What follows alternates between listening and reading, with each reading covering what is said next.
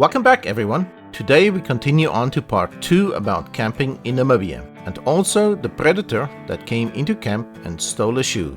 Hang in there, we will be right back.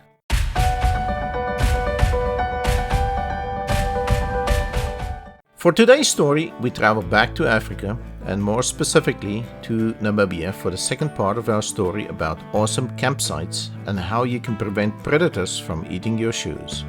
Please know that our preference was to camp in a tent, but all these campsites provided accommodations if you prefer a warm bed, so do not hesitate to book your experience of a lifetime today. The campsite at Swakopmund was completely different from the other sites. It was in town and quite modern compared to our previous stops. We stayed at Altebroeke Resort, where they have chalets as well as individual campsites. The individual sites provides a nice grassy area for tents, and each site comes with a private bathroom, outside built-in grill and wash basin, as well as water and power hookups. Being in town means you are within walking distance of restaurants and shops. You can find them at https://altebroeke.com.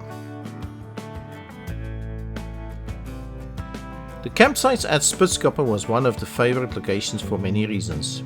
The campsites were isolated, you almost did not see the other campers, while at the same time providing spectacular views and hiking trails to explore.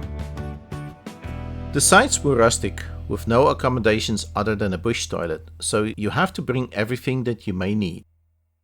The isolation did allow for an amazing view of the night sky, with more stars than you can imagine.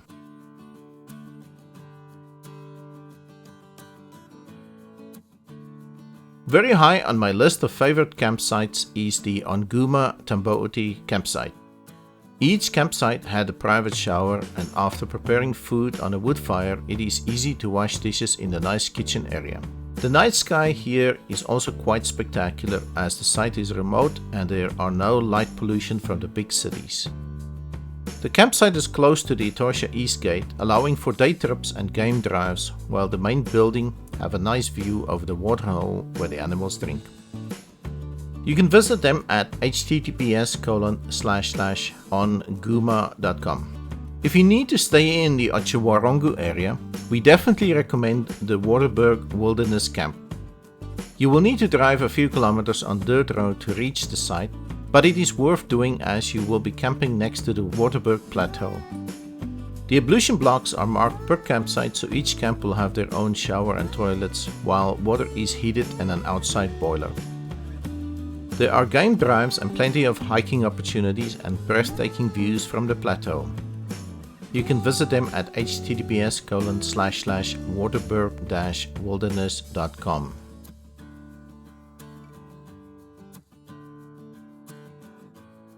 Windhoek is the capital and largest city in Namibia, but do not fear, you can still camp in the city. We enjoyed our stay at the urban camp in Windhoek, and we definitely recommend it to fellow campers. They have a nice restaurant and bar where you can relax while the kids play in the swimming pool. The camp is within walking distance of Joe's Beer House, which is definitely the place to enjoy an awesome meal and drinks. They have all sorts of Namibian delicacies on the menu. Urban Camp offers sites where you can pitch your own tent, and you can also rent a tented site with comfortable beds if you so inclined.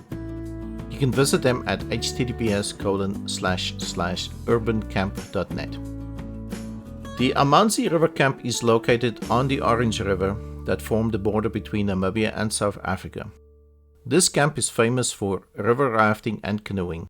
Each campsite is spacious and have a grassy area where you can pitch your tent in the shade. It also comes with water and electricity and a small wash area for dishes. The sites overlook the Orange River, which is also an haven for bird watchers. You can visit them at https://amanzeetrails.co.za. And for those who are still with us, thanks for waiting to hear about the predator and the shoe. Here's the story. We stayed in Etosha, and the ranger was walking around early morning looking for the owner of a shoe. A camper came walking over to claim the shoe, but discovered that it was chewed up and completely unusable. A jackal had come in the night and walked off with the camper's shoe, but after a while found it was not as appetizing as he first thought. It was the fourth pair of shoes that was eaten on that day, so when camping in Namibia, please do not feed the predators by leaving your shoes outside. That's it for this time, as we're off on our next adventure. Please subscribe to our channel to see what we find along the way. Remember to post your comments to let us know what you liked or disliked, or what you want to see more of. Thanks for watching.